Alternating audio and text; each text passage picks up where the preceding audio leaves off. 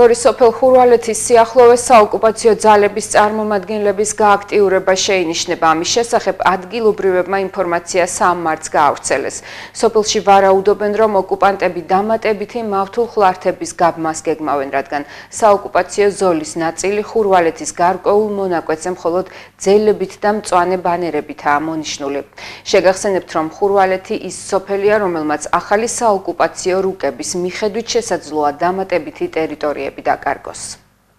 8 წელი აქვს ცხოვრობდა, ვიცი რომ შაბათ-კვირას არ დადიან, არც წვრთნები აქვს და არც არაფერი და დღეს ისე გამიკვირდა ეს მანქანა რომ გადმოვიდა 4 რუსი ოკუპანტი, რა თქმა უნდა, სამხედრო ფორმებით იყვნენ, სახე დაფარული ჰქონდათ, როგორც ყოველთვის სახეს იფარავენ, ალბათ იმიტომ რომ შაბათ-კვირა შეიძლება აქ დაგულავებენ თბილისის კაფეებში და რო არ იცნო, სახეები არასდროს არ უშენ. რაღაცები შეიტანეს იმ ეგრეთ წოდებულ მწვანე ჯიხურს ვეძახი იმ საგუშაგოში, რამოდენიმე ხანი იდგნენ, გაიარეს, გამოიარეს, დაათვალიერეს კარგად აქაურობა, გადმოდგნენ, აქეთ იხედებოდნენ, ფოტოებშიც კი ჩანს, რომ ესე ხელებით ანიშნებდნენ ერთმანეთს და ერთი ნახევარი საათის შემდეგ ჩასხდნენ და წავიდნენ. ფიქრობ, რომ ან ისევ მცოცავი ოკუპაცია უნდა გააგრძელონ და ადგილები მოინიშნეს ალბათ, ან რაღაც საინჟინრო სამუშაოები ასრულებენ, რაღაც იარაღები შეიტანეს, რომ ისევ წვრთნები გააგრძელონ. არ ვიცი, ან ემზადებიან რომ ჩვენ არ შევიდეთ ევროკავშირში და